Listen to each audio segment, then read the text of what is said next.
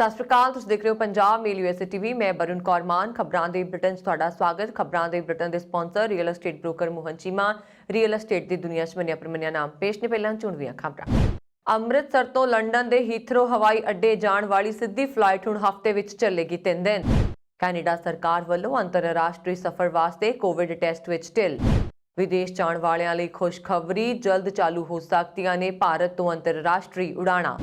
Ukraine ते रूस के हमले का खदशा बरकरार, असीं निर्णायक जवाब देने लई तैयार। Joe Biden.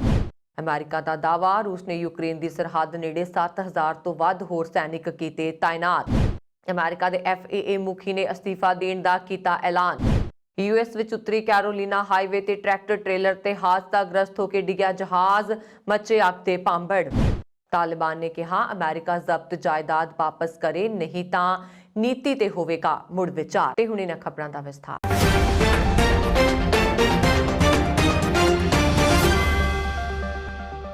ਭਾਰਤ ਤੋਂ ਯੂਕੇ ਦਾ ਸਫ਼ਰ ਕਰਨ ਵਾਲੇ ਪੰਜਾਬੀਆਂ ਲਈ ਖੁਸ਼ੀ ਦੀ ਖਬਰ ਹੈ। ਅੰਮ੍ਰਿਤਸਰ ਤੋਂ ਲੰਡਨ ਦੇ ਹੀਥਰੋ ਹਵਾਈ ਅੱਡੇ ਅੰਦਰ ਜਾਣ ਵਾਲੀ ਸਿੱਧੀ ਫਲਾਈਟ ਹੁਣ ਹਫ਼ਤੇ ਵਿੱਚ 3 ਦਿਨ ਚੱਲੇਗੀ। ਟਾਟਾ ਗਰੁੱਪ ਵੱਲੋਂ ਖਰੀਦੀ ਗਈ ਏਅਰ ਇੰਡੀਆ 27 ਮਾਰਚ ਤੋਂ ਇਹ ਸੇਵਾ ਸ਼ੁਰੂ ਕਰਨ ਜਾ ਰਹੀ ਹੈ। ਮੌਜੂਦਾ ਸਮੇਂ ਇਸ ਰੂਟ ਤੇ ਏਅਰ ਇੰਡੀਆ ਦੀ ਹਫ਼ਤੇ ਵਿੱਚ ਇੱਕ ਹੀ ਫਲਾਈਟ ਚੱਲ ਰਹੀ ਹੈ। ਅੰਮ੍ਰਿਤਸਰ ਵਿਕਾਸ ਮੰਚ ਦੇ ਵਿਦੇਸ਼ ਸਕੱਤਰ ਸਮੀਪ ਸਿੰਘ ਗੁਮਟਾਲਾ ਤੇ ਸੇਵਾ ਟਰਸਟ ਯੂਕੇ ਦੇ ਫਾਊਂਡਰ ਚੇਅਰਮੈਨ ਚਰਨ ਕੰਵਲ ਸਿੰਘ ਸੇਖੋਂ ਨੇ ਇਸ ਸੰਬੰਧੀ ਇੱਕ ਸਾਂਝਾ ਬਿਆਨ ਜਾਰੀ ਕੀਤਾ, ਜਿਸ ਵਿੱਚ ਉਹਨਾਂ ਨੇ ਕਿਹਾ ਕਿ ਕਰੋਨਾ ਮਹਾਮਾਰੀ ਕਾਰਨ ਮੁਲਤਵੀ ਹੋਈਆਂ ਬਹੁਤ ਸਾਰੀਆਂ ਕੌਮਾਂਤਰੀ ਉਡਾਣਾਂ ਦੀ ਸੇਵਾ ਅਜੇ ਵੀ ਪੂਰੀ ਤਰ੍ਹਾਂ ਸ਼ੁਰੂ ਨਹੀਂ ਹੋਈ। ਇਸ ਤਰ੍ਹਾਂ ਏਅਰ ਇੰਡੀਆ ਵੱਲੋਂ ਹੁਣ ਤੱਕ ਅੰਮ੍ਰਿਤਸਰ ਤੋਂ ਲੰਡਨ ਦੇ ਹੀਥਰੋ ਹਵਾਈ ਅੱਡੇ ਤੱਕ ਹਫ਼ਤੇ ਵਿੱਚ ਸਿਰਫ ਇੱਕ ਹੀ ਫਲਾਈਟ ਚੱਲ ਰਹੀ ਸੀ, ਪਰ ਟਾਟਾ ਗਰੁੱਪ ਵੱਲੋਂ ਖਰੀਦੀ ਗਈ ਏਅਰ ਇੰਡੀਆ ਨੇ ਹੁਣ ਇਸ ਰੂਟ ਤੇ ਹਫ਼ਤੇ ਵਿੱਚ 3 ਫਲਾਈਟਸ ਚਲਾਉਣ ਦਾ ਐਲਾਨ ਕਰ ਦਿੱਤਾ ਹੈ।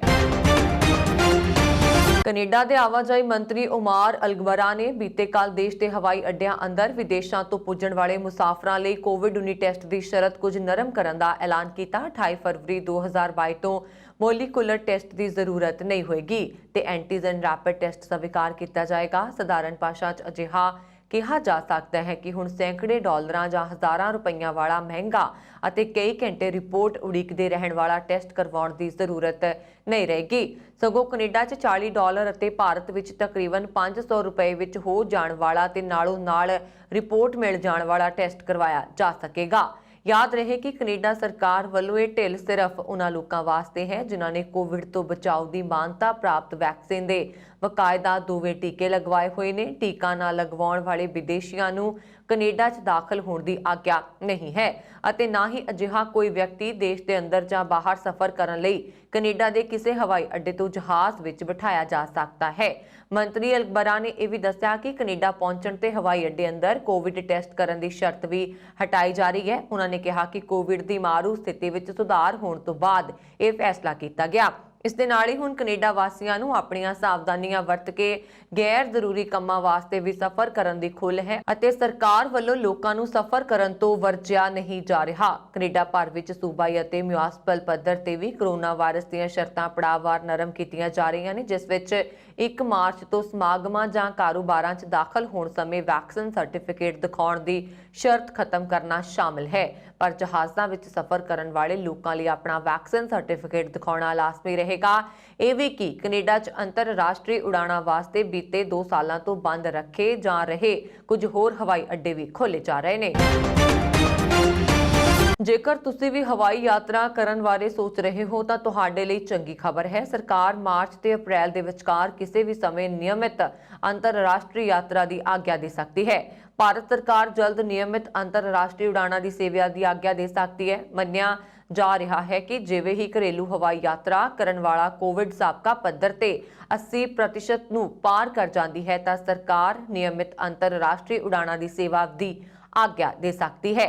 इस तो पहला 15 दसंबर 2021 तो सरकार ने UK, France, Germany, Netherlands, Finland, दक्षिणी अफ्रीका, ब्राजील, चीन, मॉरीशियस, सिंगापुर, बांग्लादेश, बोत्सवाना ते जिम्बाब्वे समेत 14 देशों नूं छड्ड के बाकी देशों लई नियमित अंतरराष्ट्रीय उड़ाणां चलाईयां सन।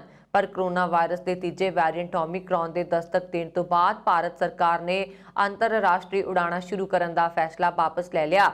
ਤੁਹਾਨੂੰ ਦੱਸ ਦਈਏ ਕਿ ਇਹਨਾਂ 14 ਦੇਸ਼ਾਂ 'ਚੋਂ ਕਈ ਦੇਸ਼ਾਂ ਦੇ ਨਾਲ 에ਅਰ ਬਬਲ ਐਗਰੀਮੈਂਟ ਦੇ ਤਹਿਤ ਫਲਾਈਟ ਸਰਵਿਸ ਚੱਲ ਰਹੀ ਹੈ। ਭਾਰਤ ਨੇ ਮਾਰਚ 2020 ਵਿੱਚ ਕੋਰੋਨਾ ਮਹਾਮਾਰੀ ਦੇ ਦਸਤਕ ਦੇਣ ਤੋਂ ਬਾਅਦ ਅੰਤਰਰਾਸ਼ਟਰੀ ਉਡਾਣਾਂ ਦੇ ਸੰਚਾਲਨ ਤੇ ਪਾਬੰਦੀ ਲਗਾ ਦਿੱਤੀ ਸੀ। ਹਾਲਾਂਕਿ ਬਾਅਦ ਵਿੱਚ ਵੰਦੇ ਭਾਰਤ ਉਡਾਣਾਂ ਅਤੇ 에ਅਰ ਬਬਲ ਸਮਝੌਤੇ ਰਾਹੀਂ ਸੇਵਾ ਸ਼ੁਰੂ ਕੀਤੀ ਗਈ ਸੀ।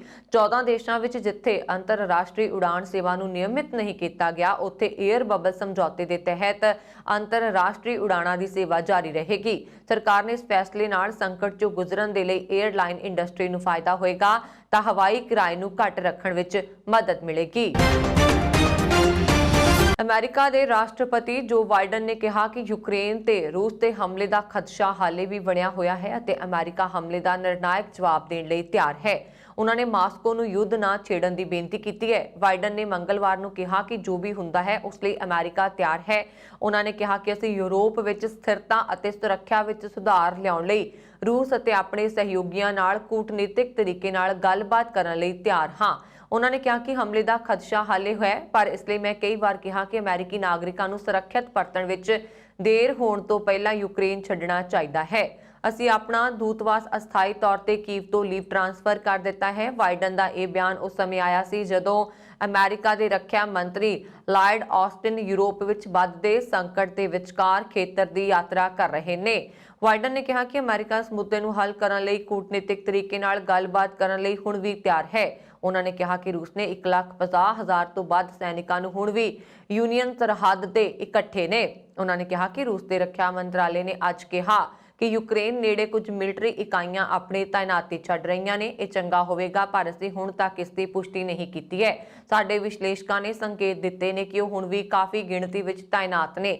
ਅਮਰੀਕੀ ਰਾਸ਼ਟਰਪਤੀ ਨੇ ਕਿਹਾ ਕਿ ਜੇਕਰ ਰੂਸ ਆਉਣ ਵਾਲੇ ਦਿਨਾਂ ਜਾਂ ਹਫ਼ਤਿਆਂ ਵਿੱਚ ਯੂਕਰੇਨ ਤੇ ਹਮਲਾ ਕਰਦਾ ਹੈ ਤਾਂ ਯੂਕਰੇਨ ਲਈ ਮਨੁੱਖੀ ਨੁਕਸਾਨ ਬਹੁਤ ਜ਼ਿਆਦਾ ਹੋਏਗਾ ਤੇ ਰੂਸ ਲਈ ਸਾਮਰਿਕ ਨੁਕਸਾਨ ਬਹੁਤ ਜ਼ਿਆਦਾ ਹੋਏਗਾ। ਉਹਨਾਂ ਨੇ ਕਿਹਾ ਕਿ ਜੇਕਰ ਰੂਸ ਯੂਕਰੇਨ ਤੇ ਹਮਲਾ ਕਰਦਾ ਹੈ ਤਾਂ ਪੂਰਾ ਅੰਤਰਰਾਸ਼ਟਰੀ ਭਾਈਚਾਰਾ ਇਸ ਦੀ ਨਿੰਦਾ ਕਰੇਗਾ। ਦੁਨੀਆ ਇਹ ਨਹੀਂ ਭੁੱਲੇਗੀ ਕਿ ਰੂਸ ਨੇ ਬਿਨਾਂ ਕਾਰਨ ਮੌਤ ਅਤੇ ਬਰਬਾਦੀ ਚੁਣੀ। ਰੂਸ ਦਾ ਯੂਕਰੇਨ ਤੇ ਹਮਲਾ ਕਰਨਾ ਖੁਦ ਨੂੰ ਸੱਟ ਪਹੁੰਚਾਉਣ ਵਾਲਾ ਸਾਬਤ ਹੋਏਗਾ। ਅਮਰੀਕਾ ਅਤੇ ਸਾਡੇ ਸਹਿਯੋਗੀ ਨਿਰਣਾਇਕ ਦੇ ਰੂਪ ਵਿੱਚ ਪ੍ਰਤੀਕਿਰਿਆ ਦੇਣਗੇ। ਯੂਕਰੇਨ ਨੇ ਰੂਸ ਦੇ ਵਾਧੇ ਦਬਾਅ ਦੇ ਵਿਚਕਾਰ ਬੁੱਧਵਾਰ ਨੂੰ ਝੰਡਾ ਲਹਿਰਾ ਕੇ ਰਾਸ਼ਟਰੀ ਏਕਤਾ ਦਾ ਪ੍ਰਦਰਸ਼ਨ ਕੀਤਾ, ਜਦਕਿ ਅਮਰੀਕਾ ਨੇ ਕਿਹਾ ਕਿ ਰੂਸ ਨੇ ਯੂਕਰੇਨ ਦੀ ਸੀਮਾ ਤੋਂ ਬਲਾਂ ਦੀ ਵਾਪਸੀ ਦੀ ਆਪਣੀ ਘੋਸ਼ਣਾ ਦੇ ਉਲਟ ਖੇਤਰ ਵਿੱਚ ਘੱਟ ਤੋਂ ਘੱਟ 7,000 ਹੋਰ ਬਲਾਂ ਨੂੰ ਤਾਇਨਾਤ ਕੀਤਾ। ਯੂਕਰੇਨ ਤੇ ਰੂਸ ਦੇ ਹਮਲੇ ਦਾ ਖਦਸ਼ਾ ਅਜੇ ਤੱਕ ਹਕੀਕਤ ਵਿੱਚ ਨਹੀਂ ਬਦਲਿਆ ਹੈ, ਪਰ ਅਮਰੀਕਾ ਤੇ ਉਸਦੇ ਸਹਿਯੋਗੀਆਂ ਦਾ ਕਹਿਣਾ ਹੈ ਕਿ ਇਹ ਖਦਸ਼ਾ ਹੁਣ ਵੀ ਉਨਾ ਹੀ ਜ਼ਿਆਦਾ ਬਣਿਆ ਹੋਇਆ ਹੈ। ਪੱਛਮੀ ਦੇਸ਼ਾਂ ਦੇ ਅਨੁਮਾਨ ਅਨੁਸਾਰ ਰੂਸ ਨੇ ਯੂਕਰੇਨ ਦੇ ਪੂਰਬ, ਉੱਤਰ ਅਤੇ ਦੱਖਣ ਵਿੱਚ 1,50,000 ਤੋਂ ਵੱਧ ਬਲਾਂ ਨੂੰ ਤਾਇਨਾਤ ਕੀਤਾ ਹੋਇਆ ਹੈ। ਰੂਸ ਦੇ ਰਾਸ਼ਟਰਪਤੀ ਵਲਾਦੀਮੀਰ ਪੁਤਿਨ ਨੇ ਸੰਕੇਤ ਦਿੱਤਾ ਹੈ ਕਿ ਉਹ ਸੰਕਟ ਦਾ ਸ਼ਾਂਤੀਪੂਰਨ ਹੱਲ ਚਾਹੁੰਦੇ ਨੇ ਅਤੇ ਅਮਰੀਕਾ ਦੇ ਰਾਸ਼ਟਰਪਤੀ ਜੋ ਬਾਈਡਨ ਨੇ ਵਾਅਦਾ ਕੀਤਾ ਹੈ ਕਿ ਅਮਰੀਕਾ ਵੀ ਸੰਕਟ ਦਾ ਰਾਜਨੀਤਿਕ ਹੱਲ ਦਾ ਹਰ ਮੌਕਾ ਦੇਵੇਗਾ। ਪਰ ਹੋਰ ਬਲਾਂ ਦੀ ਤਾਇਨਾਤੀ ਦੀ ਖਬਰ ਨਾਲ ਮਾਸਕੋ ਦੇ ਇਰਾਦੇ ਤੇ ਸ਼ੱਕ ਪੈਦਾ ਹੋ ਗਿਆ। ਇਸ ਤੋਂ ਪਹਿਲਾਂ ਰੂਸ ਨੇ ਬੁੱਧਵਾਰ ਨੂੰ ਕਿਹਾ ਸੀ ਕਿ ਉਹ ਅਤੇ ਸੈਨਿਕਾਂ ਅਤੇ ਹਥਿਆਰਾਂ ਦੀ ਫੌਜ ਨੂੰ ਵਾਪਸ ਲਿਆ ਰਿਹਾ ਹੈ। ਰੂਸ ਦੇ ਰੱਖਿਆ ਮੰਤਰੀ ਨੇ ਬੁੱਧਵਾਰ ਨੂੰ ਇੱਕ ਵੀਡੀਓ ਜਾਰੀ ਕੀਤੀ ਜਿਸ ਵਿੱਚ ਇੱਕ ਦੇਖਿਆ ਜਾ ਸਕਦਾ ਹੈ ਕਿ ਬਖਤਰਬੰਦ ਵਾਹਨਾਂ ਤੋਂ ਲੱਦੀ ਹੋਈ ਇੱਕ ਮਾਲ ਗੱਡੀ ਕ੍ਰੀਮੀਆ ਕਾਲਾ ਸਾਗਰ ਪ੍ਰਾਇਦੀਪ ਤੋਂ ਦੂਰ ਇੱਕ ਪੁਲ ਪਾਰ ਕਰ ਰਹੀ ਹੈ। ਰੂਸ ਨੇ ਇਸ ਪ੍ਰਾਇਦੀਪ ਨੂੰ 2014 ਵਿੱਚ ਆਪਣੇ ਭੂ-ਭਾਗ ਵਿੱਚ ਮਿਲਾ ਲਿਆ ਸੀ। ਉਸਨੇ ਘੋਸ਼ਣਾ ਕੀਤੀ ਕਿ ਹੋਰ ਟੈਂਕ ਇਕਾਈਆਂ ਨੂੰ ਟ੍ਰੇਨ ਵਿੱਚ ਰੱਖਿਆ ਜਾ ਰਿਹਾ ਹੈ ਤਾਂ ਜੋ ਸਿਖਲਾਈ ਅਭਿਆਸ ਦੇ ਬਾਅਦ ਉਹਨਾਂ ਨੂੰ ਸਥਾਈ ਅੱਡੇ ਤੇ ਵਾਪਸ ਭੇਜਿਆ ਜਾ ਸਕੇ। ਰੂਸੀ ਲੜਾਕੂ ਜਹਾਜ਼ਾਂ ਨੇ ਬੁੱਧਵਾਰ ਨੂੰ ਬੈਲਾਰੂਸ ਦੇ ਹਵਾਈ ਖੇਤਰ ਵਿੱਚ ਸਿਖਲਾਈ ਉਡਾਣ ਭਰੀ ਜੋ ਉੱਤਰ ਵੱਲੋਂ ਯੂਕਰੇਨ ਦੇ ਗੁਆਂਢ ਵਿੱਚ ਨੇ। ਉੱਥੇ ਅਰਧ ਸੈਨਿਕ ਬਲਾਂ ਨੇ ਗੋਲਾਬਾਰੀ ਦਾ ਅਭਿਆਸ ਕੀਤਾ। ਅਮਰੀਕੀ ਪ੍ਰਸ਼ਾਸਨ ਦੇ ਇੱਕ ਸੀਨੀਅਰ ਅਧਿਕਾਰੀ ਨੇ ਦੱਸਿਆ ਕਿ ਪੱਛਮੀ ਦੇਸ਼ਾਂ ਨੇ ਪਾਇਆ ਹੈ ਕਿ ਰੂਸ ਨੇ ਯੂਕਰੇਨ ਨੇੜੇ 7,000 ਵਾਧੂ ਬਲਾਂ ਨੂੰ ਤਾਇਨਾਤ ਕੀਤਾ ਹੈ। ਅਮਰੀਕਾ ਦੇ ਵਿਦੇਸ਼ ਮੰਤਰੀ ਐਂਟਨੀ ਬਲਿੰਕਨ ਨੇ ABC ਨਿਊਜ਼ ਨੂੰ ਕਿਹਾ ਕਿ ਅਸੀਂ ਬਲਾਂ ਦੀ ਵਾਪਸੀ ਦਾ ਕੋਈ ਸੰਕੇਤ ਨਹੀਂ ਦੇਖਿਆ। ਅਮਰੀਕਾ ਵਿੱਚ ਸੰਘੀ ਹਵਾਬਾਜ਼ੀ ਪ੍ਰਸ਼ਾਸਨ ਦੇ ਮੁਖੀ ਨੇ ਬੁੱਧਵਾਰ ਨੂੰ ਐਲਾਨ ਕੀਤਾ ਹੈ ਕਿ ਉਹ 31 ਮਾਰਚ ਨੂੰ ਅਹੁਦੇ ਤੋਂ ਅਸਤੀਫਾ ਦੇਣਗੇ। FAA ਨੂੰ ਹਾਲ ਹੀ ਵਿੱਚ ਬੋਇੰਗ ਦੀ ਨਿਗਰਾਨੀ ਅਤੇ 5G ਕਾਰਨ ਹਵਾਈ ਜਹਾਜ਼ਾਂ ਦੇ ਉਪਕਰਣ ਵਿੱਚ ਕਥਿਤ ਦਖਲ ਅੰਦਾਜ਼ੀ ਨਾਲ ਜੁੜੇ ਸਵਾਲਾਂ ਨਾਲ ਨਜਿੱਠਣ ਦੇ ਢੰਗ ਬਾਰੇ ਆਲੋਚਨਾ ਦਾ ਸ਼ਿਕਾਰ ਹੋਣਾ ਪਿਆ। ਇੱਕ ਸਾਬਕਾ ਐਵੀਏਟਰ ਅਤੇ ਅਟਲਾਂਟਾ ਆਧਾਰਿਤ ਡੈਲਟਾ 에ਅਰਲਾਈਨਸ ਦਾ ਕਾਰਜਕਾਰੀ ਸਟੀਫਨ ਡਿਕਸਨ ਅਗਸਤ 2019 ਤੋਂ FAA ਦੀ ਅਗਵਾਈ ਕਰ ਰਿਹਾ ਹੈ। ਉਹਨਾਂ ਨੇ ਗਲੋਬਲ ਮਹਾਮਾਰੀ ਦੌਰਾਨ ਆਪਣੇ ਪਰਿਵਾਰ ਤੋਂ ਵੱਖ ਰਹਿਣ ਦਾ ਹਵਾਲਾ ਦਿੰਦੇ ਹੋਏ ਦੇਸ਼ ਦੇ ਰਾਸ਼ਟਰਪਤੀ ਜੋ ਬਾਈਡਨ ਨੂੰ ਕਿਹਾ ਕਿ ਹੁਣ ਘਰ ਜਾਣ ਦਾ ਸਮਾਂ ਆ ਗਿਆ। ਡਿਕਸਨ ਨੇ FAA ਨੂੰ ਲਿਖੇ ਇੱਕ ਪੱਤਰ ਵਿੱਚ ਕਿਹਾ ਕਿ ਉਹਨਾਂ ਨੂੰ ਆਪਣੇ ਕਾਰਜਕਾਲ ਤੇ ਮਾਣ ਹੈ। ਉਹਨਾਂ ਨੇ ਕਿਹਾ ਕਿ ਏਜੰਸੀ 2 ਸਾਲ ਪਹਿਲਾਂ ਜਿਹੜੇ ਸਥਾਨ ਤੇ ਸੀ ਹੁਣ ਨਾਲੋਂ ਬਿਹਤਰ ਸਥਿਤੀ ਵਿੱਚ ਹੈ ਅਤੇ ਅਸੀਂ ਇੱਕ ਵੱਡੀ ਸਫਲਤਾ ਲਈ ਤਿਆਰ ਹਾਂ। ਡਿਕਸਨ ਦੇ ਅਹੁਦਾ ਸੰਭਾਲਣ ਤੋਂ ਪਹਿਲਾਂ ਬੋਇੰਗ 737 ਨੂੰ ਮਨਜ਼ੂਰੀ ਦੇਣ ਅਤੇ ਫਿਰ 2018 ਅਤੇ 2019 ਵਿੱਚ ਹੋਏ 2 ਜਾਨਲੇਵਾ ਹਾਦਸਿਆਂ ਦੇ ਬਾਅਦ ਉਸ ਦਾ परिचालन जारी रखण कारण एजेंसी की साख नूं नुकसान पहुंचा सी। हाल ही विच FAA नवी हाई स्पीड वायरलैस सेवा के एयरक्राफ्ट उपकरणों विच दाखल देण बारे सवालों के जवाब देण विच देरी कारण विवाद विच उलझा होया सी। अमेरिका विच उत्तरी कैरोलीना के हाईवे उत्ते बुधवार नूं एक जहाज हादसाग्रस्त होकर ट्रैक्टर ट्रेलर ते डिग गया, जिस विच पायलट की मौत हो गई। फैडरल एविएशन एडमिनिस्ट्रेशन ने दस्सिया कि 2 इंजणा वाला जहाज बीच क्राफ्ट बैरन शाम 5:35 ते लैक्सिंगटन विच डेविडसन काउंटी हवाई अड्डे नेड़े हादसाग्रस्त होकर अंतरराजी 85 दक्षिणी हाईवे ते एक ट्रैक्टर ट्रेलर नाल टकरा गया। शुरुआती रिपोर्टां विच कहा गया है कि जहाज हवाई अड्डे तो उड़ान भर रहा सी, उदों ही हेठां डिग गया ते ट्रैक्टर ट्रेलर नाल टकरा गया। इस हादसे में पायलट की मौत हो गई है, उसकी पछाण अजे सामने नहीं आई है। FAA ने कहा कि वह नैशनल ट्रांसपोर्टेशन सेफ्टी बोर्ड के सहयोग नाल हादसे की जांच करेगा। अखबारां दीआं रिपोर्टां विच कहा गया है कि ट्रैक्टर ट्राले के ड्राइवर नूं मामूली सट्टां लगियां ने अते उसनूं हस्पताल विच दाखल करवाया गया है।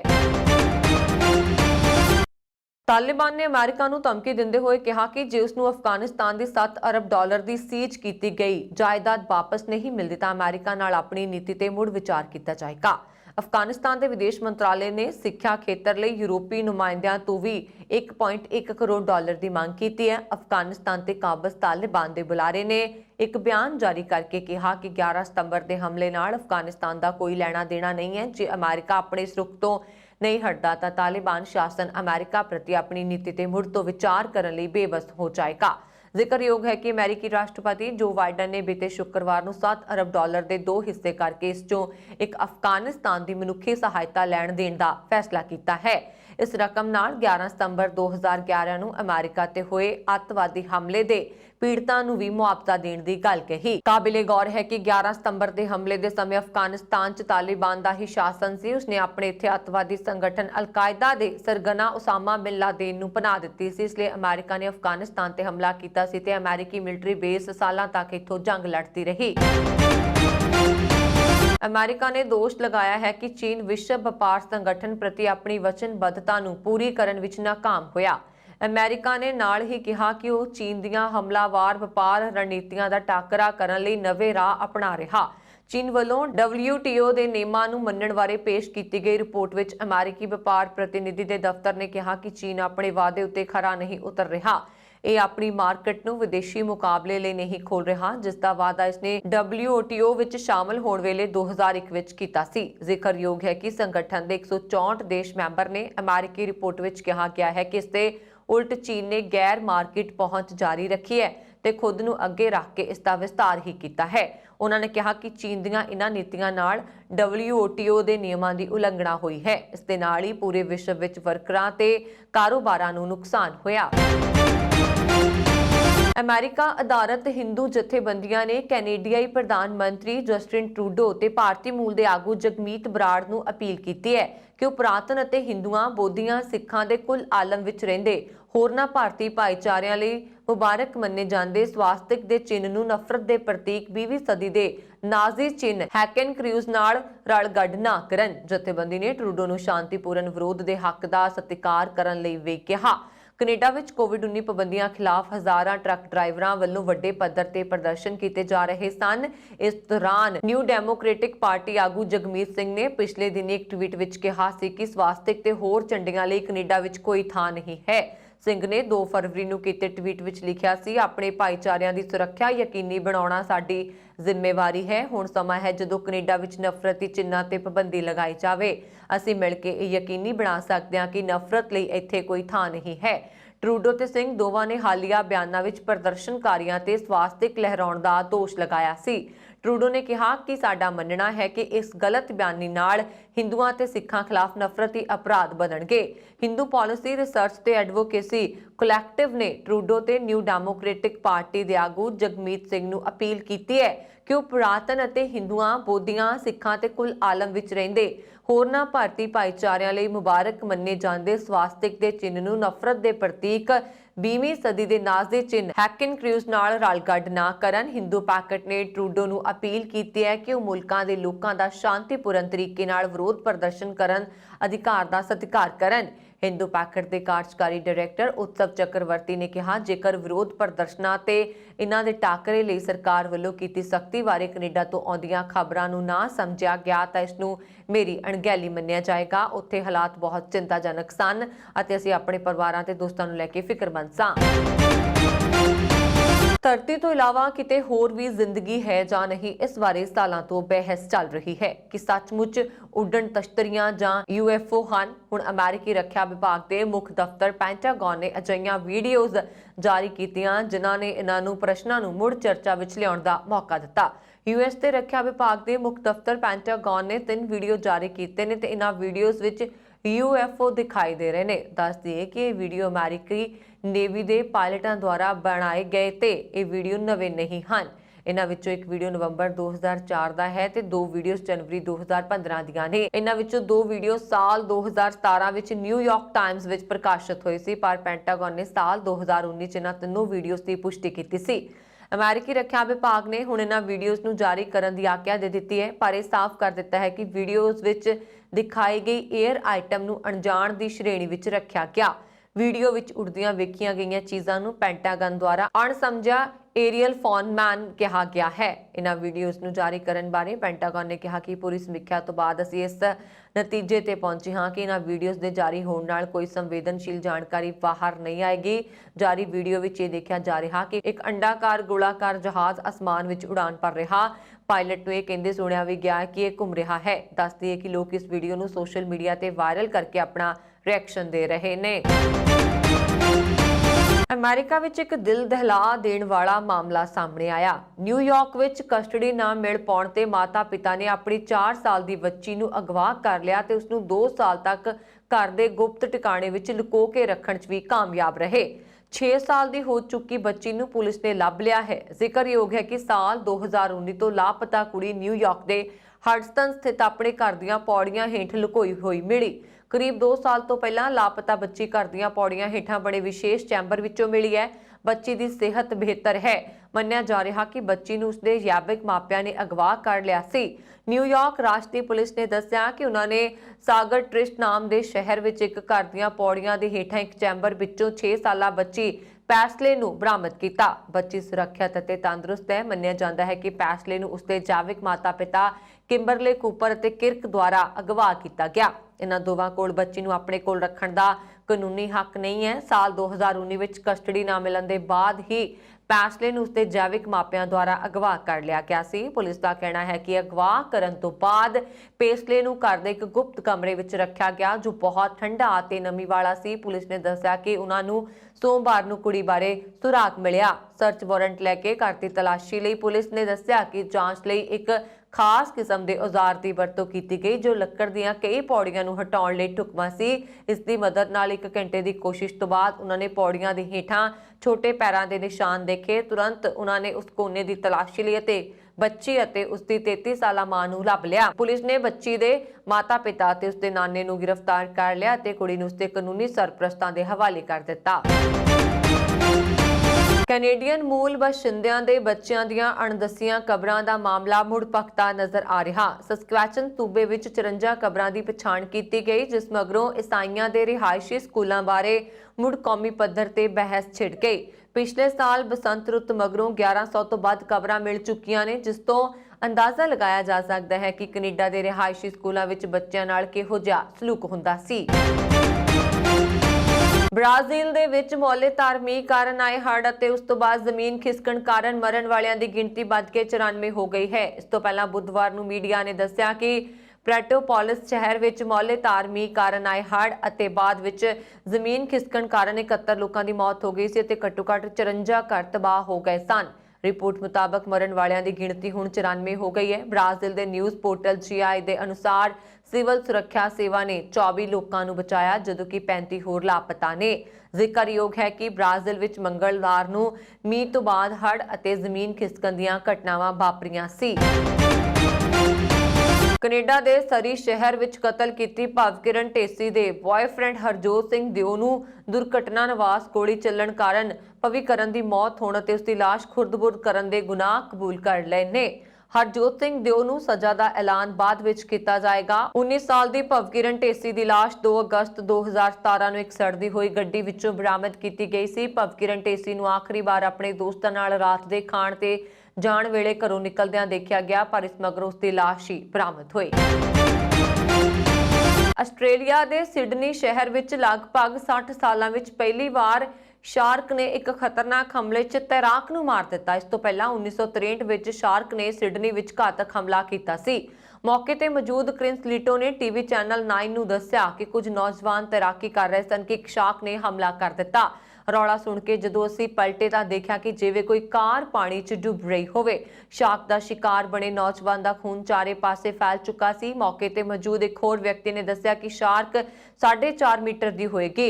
NSW ਪੁਲਿਸ ਨੇ ਦੱਸਿਆ ਕਿ ਸਿਡਨੀ ਦੇ ਪੂਰਬ ਵਿੱਚ ਸਥਿਤ ਬੁਚਾਨ ਪੁਆਇੰਟ ਤੋਂ ਐਮਰਜੈਂਸੀ ਸੇਵਾਵਾਂ ਨੂੰ ਸਮੇਂ ਮੁਤਾਬਕ 4:35 ਤੇ ਕਾਲ ਆਈ। ਹਾਲਾਂਕਿ ਪੁਲਿਸ ਨੇ ਪੀੜਤ ਦੀ ਪਛਾਣ ਜ਼ਾਹਿਰ ਨਹੀਂ ਕੀਤੀ।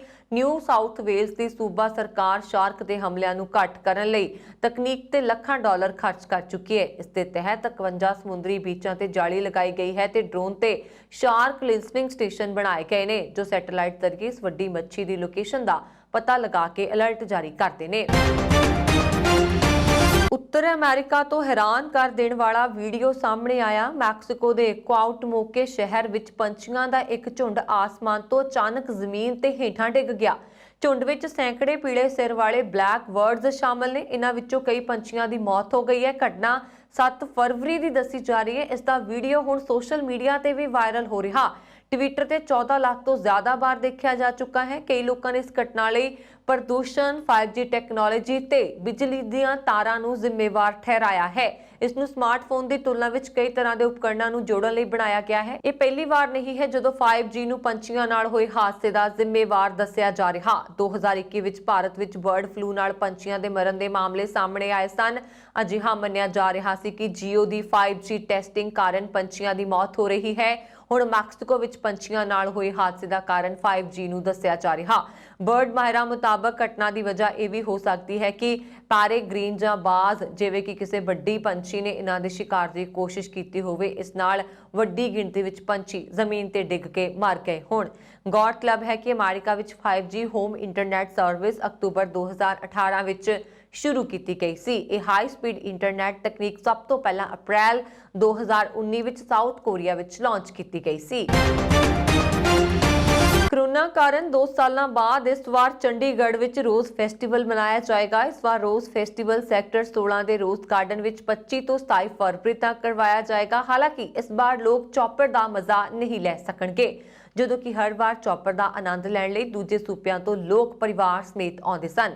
ਹੈਲੀਕਾਪਟਰ ਦੀ ਸਵਾਰੀ ਨੂੰ ਰੋਜ਼ ਫੈਸਟੀਵਲ ਦਾ ਲਾਈਫਲਾਈਨ ਮੰਨਿਆ ਜਾਂਦਾ ਹੈ। ਪ੍ਰਤੀ ਸਵਾਰੀ ਫਲਾਈਟ ਫੀਸ 2000 ਰੁਪਏ ਤੱਕ ਹੁੰਦੀ ਸੀ। ਇਸੇ ਕਰਕੇ ਚੌਪਰ ਖਿੱਚ ਦਾ ਕੇਂਦਰ ਰਿਹਾ। ਸੈਕਟਰ 17 ਦੇ ਪਰੇਡ ਗਰਾਊਂਡ ਤੋਂ ਸਵਾਰੀਆਂ ਦੀ ਸਹੂਲਤ ਸੀ। ਇਹ ਚਾਲਕ ਪੂਰੇ ਸ਼ਹਿਰ ਦਾ ਹਵਾਈ ਦੌਰਾ ਕਰਦਾ ਸੀ, ਜਿਸ ਨੂੰ ਲੋਕਾਂ ਨੇ ਬਹੁਤ ਪਸੰਦ ਕੀਤਾ। ਇਸ ਮੇਲੇ ਵਿੱਚ ਨਗਰ ਨਿਗਮ ਵੱਲੋਂ 80 ਲੱਖ ਰੁਪਏ ਦਾ ਖਰਚ ਕੀਤਾ ਜਾਏਗਾ। ਇਸ ਫੈਸਟੀਵਲ ਵਿੱਚ ਵੱਖ-ਵੱਖ ਤਰ੍ਹਾਂ ਦੇ ਮੁਕਾਬਲੇ ਹੋਣਗੇ, ਜਿਸ ਲਈ ਨਗਰ ਨਿਗਮ ਨੇ ਐਂਟਰੀਆਂ ਮੰਗਵਾਉਣੀਆਂ ਸ਼ੁਰੂ ਕਰ ਦਿੱਤੀਆਂ ਨੇ। ਫੋਟੋਗ੍ਰਾਫੀ ਮੁਕਾਬਲੇ ਲਈ ਆਨਲਾਈਨ ਅਰਜ਼ੀਆਂ ਮੰਗੀਆਂ ਗਈਆਂ ਨੇ। ਪਿਛਲੇ 2 ਸਾਲਾਂ ਤੋਂ ਕੋਰੋਨਾ ਮਹਾਮਾਰੀ ਕਾਰਨ ਰੋਜ਼ ਫੈਸਟੀਵਲ ਨੂੰ ਪ੍ਰਤੀਕ ਰੂਪ ਵਿੱਚ ਮੰਨਿਆ ਜਾ ਰਿਹਾ ਸੀ। ਚੰਡੀਗੜ੍ਹ 'ਚ ਕੋਰੋਨਾ ਦੇ ਮਾਮਲੇ ਘਟ ਰਹੇ ਨੇ। ਅਜਿਹੇ 'ਚ ਕੋਰੋਨਾ ਪਾਬੰਦੀਆਂ 'ਚ ਵੀ ਢਿੱਲ ਦਿੱਤੀ ਗਈ ਹੈ। ਮੇਲੇ ਦੀਆਂ ਵੱਖ-ਵੱਖ ਤਿਆਰੀਆਂ ਲਈ ਸਬ ਕਮੇਟੀਆਂ ਦਾ ਗਠਨ ਕੀਤਾ ਗਿਆ। ਰੋਜ਼ ਫੈਸਟੀਵਲ ਵਿੱਚ ਲੋਕਾਂ 'ਚ ਮੁਕਾਬਲੇ ਵੀ ਹੋਣਗੇ। ਇਸ ਦੇ ਨਾਲ ਹੀ ਇਸ ਵਾਰ ਰਾਜਪਾਲ ਬਨਵਾਰੀ ਲਾਲ ਪੁਰੋਹਿਤ ਮੁੱਖ ਮਹਿਮਾਨ ਹੋਣਗੇ। ਇਹ ਸਨ ਹੁਣ ਤੱਕ ਦੀਆਂ ਖਬਰਾਂ। ਮੈਨੂੰ ਵਰੁਣ ਕੌਰ ਮਾਨ ਨੂੰ ਦਿਓ ਆਗਿਆ। ਹੋਰ ਖਬਰਾਂ ਦੇ ਲਈ ਸਾਡਾ YouTube ਚੈਨਲ ਪੰਜਾਬ ਮੇਲ USA TV ਜ਼ਰੂਰ ਸਬਸਕ੍ਰਾਈਬ ਕਰੋ। ਸਤਿ ਸ਼੍ਰੀ ਅਕਾਲ।